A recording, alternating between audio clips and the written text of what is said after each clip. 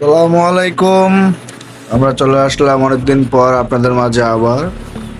মসুর ডাল দিয়ে আমরা এখানে একটা নতুন রেসিপি আবিষ্কার করতে যাচ্ছি। তো মসুর ডাল দিয়ে এটা হচ্ছে চিচিঙ্গা। তো চিচিঙ্গা ভাজি করব আমরা, সাথে টমেটো অ্যাজ ইউজুয়াল, আর পেঁয়াজ তো থাকবেই, সাথে কাঁচামরিচ, আর এর হচ্ছে গার্লিক।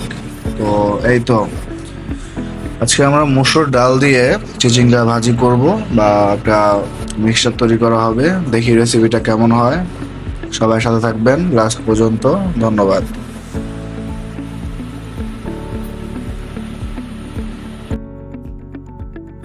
তো সবার প্রথম আমাদের মসুর ডালের চিচিঙ্গা ভাজি, তার জন্য আমরা পেঁয়াজ, কাঁচামরিচ এগুলো আমরা ভালো করে ভেজে নিব ব্রাউন করে।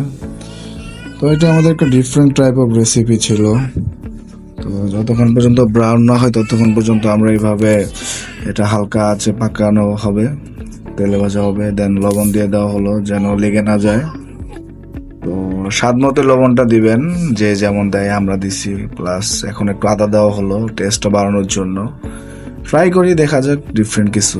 দেন মসুর ডালটা দিয়ে দেওয়া হলো। এখন ডালটা ভালোভাবে কষায় নিতে হবে। সো কষানো তো সবাই জানে কিভাবে। দেন হলুদ, মরিচের গুঁড়ো, যা যা দেওয়া হয় আমাদের বাঙালি পাকের ঘরে। তো এগুলাই আমরা ইউজ করছি। জাস্ট এক্সট্রা হিসাবে একটু মশলার জন্য আমরা আদার পেস্টটা দেওয়া হলো। এই তো তো এইভাবেই কষানো হবে।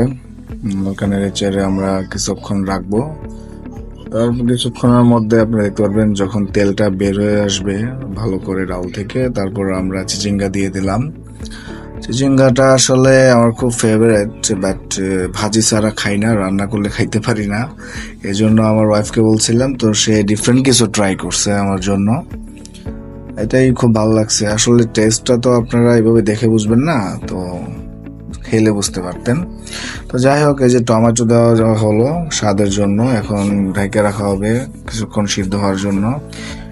ব্যাস অল্প কিছুক্ষণই সময় লাগে, বেশিক্ষণ সময় লাগে না। আমাদের টোটাল সময় লাগছিল প্রায় 8-10 মিনিট।